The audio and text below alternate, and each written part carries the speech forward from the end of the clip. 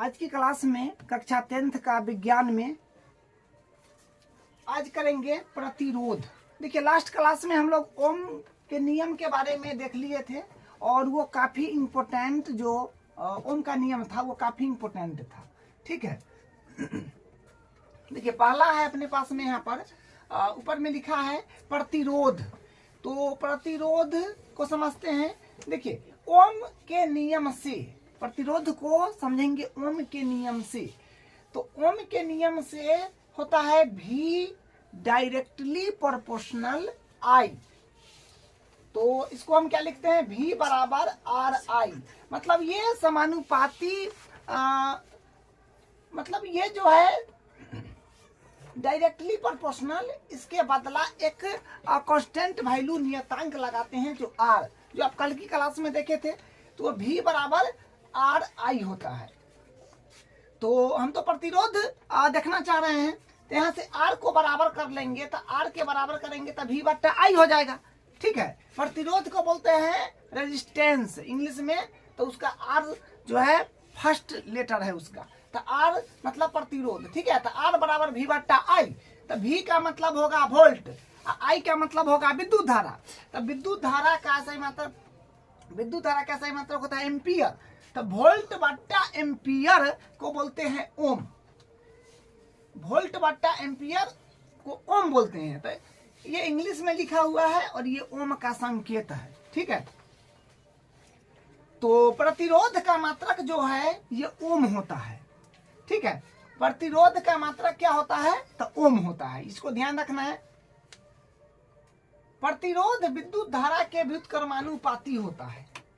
देखिए यहाँ पर कुछ इंटरेस्टिंग चीज है। क्या है कि प्रतिरोध विद्युत धारा के व्युत्क्रमानुपाती होता है, मतलब उल्टा संबंध होता है। चूंकि R बराबर V बट्टा I, देखे हैं R बराबर V बट्टा I, वही बात है।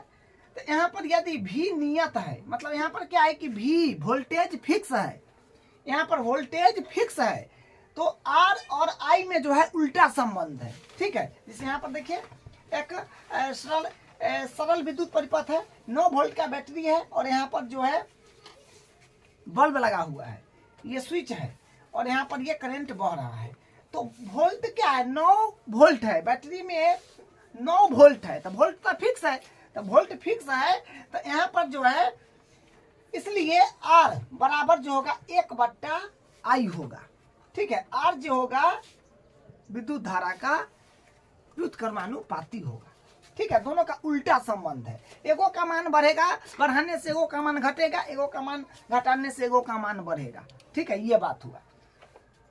तो R बराबर 1 बट्टा I, मतलब R is inversely proportional to I।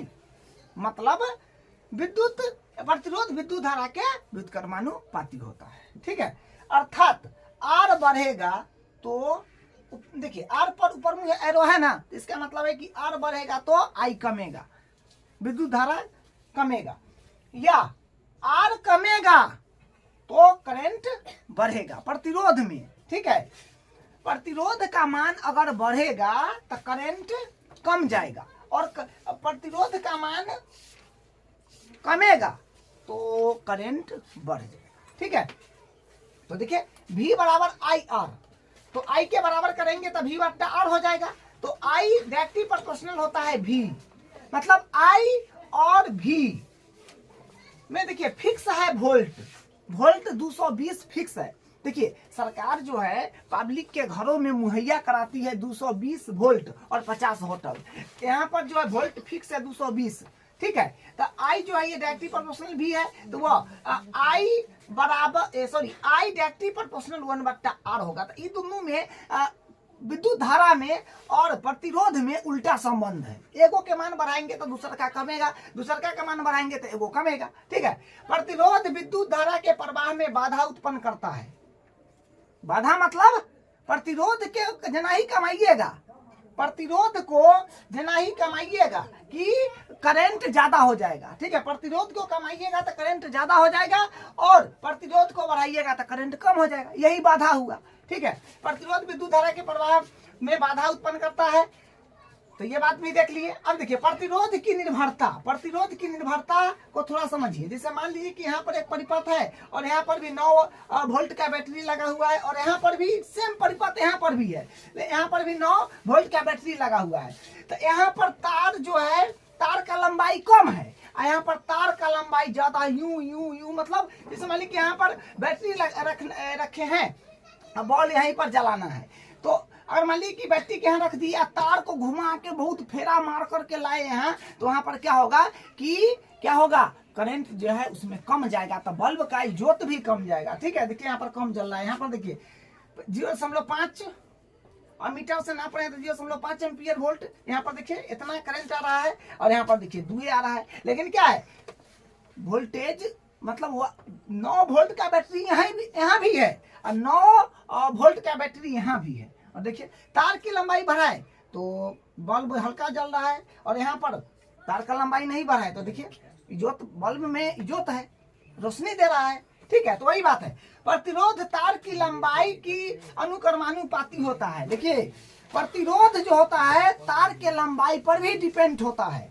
प्रतिरोध तार की लंबाई के अनुक्रमानुपाती होता है। देखिए ना, सामने में है ना, ये देख रहे हैं, तो ये बात है। तो R directly proportional L, R और L में फिर देखिए संबंध हो गया, तो इसको समीकरण 1 मान लिए, प्रतिरोध लंबाई पर निर्भर कर गया। ठीक है, तो इसको समीकरण 1 मान लिए। प्रतिरोध तार के अनुप्रस्थ काट के क्षेत्रफल के व्युत्क्रमानुपाती होता है।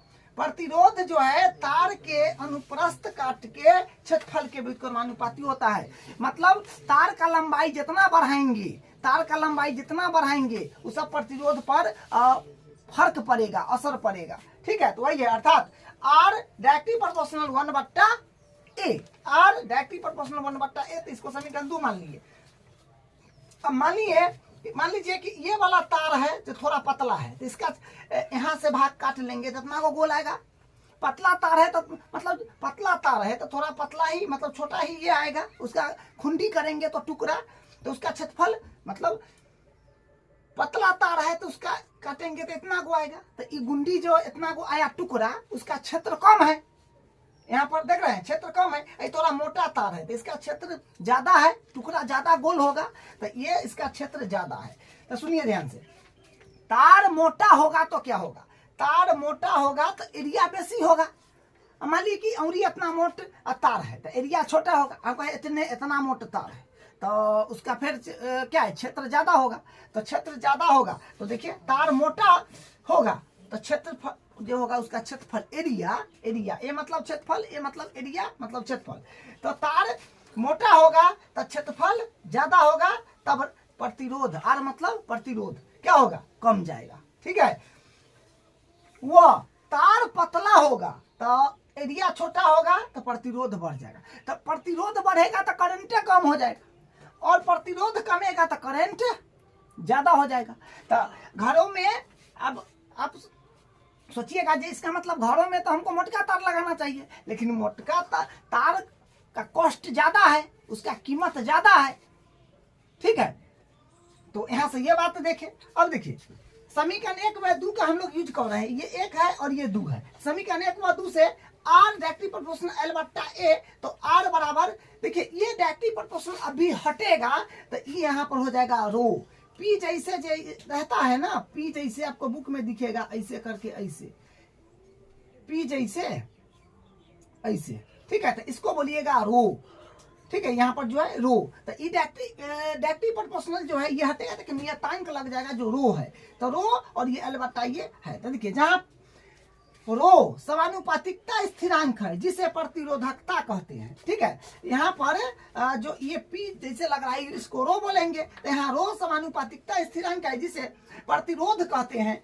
चूंकि R बराबर P इंटू L/A, तो देखिए तब क्या होगा, रो बराबर, देखिए सबका यहाँ पर मात्रक रखा जाएगा, P गुने, देखिए हाँ यहाँ पर जो है इसको तो P है ना, P को रखा गया है और यहाँ पर इसको कैलकुलेट करा गया है। मतलब यहाँ पर जो है थोड़ा सा कैलकुलेट है, पी रो, पी नहीं बोलिएगा, रो बोलिएगा, रो को बराबर करिएगा ना तो आएगा आर गुने ए बट्टा एल। अब सबका मात्रक नीचे रखाएगा, देखिए मात्रक पी है तो पी, आर का मात्रक, आर मतलब प्रतिरोध, प्रतिरोध का सही मात्रक होता है ओम, जिसको आर बोलते हैं, तो इसका ओम हो गया।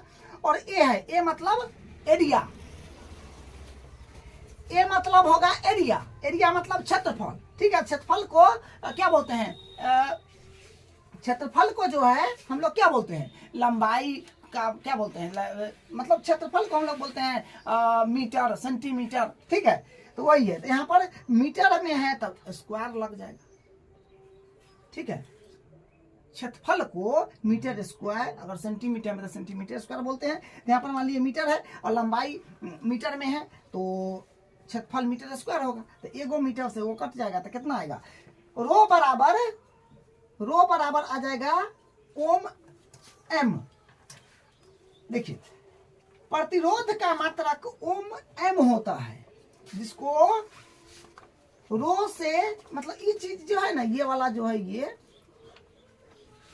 ये वाला जो है इसको रो लिख दिया गया है कि इसको रो पढ़ेंगे, ठीक है। तो देखिए यहाँ पर कटने के बाद जो आया अपने पास में उसको बोलेंगे कि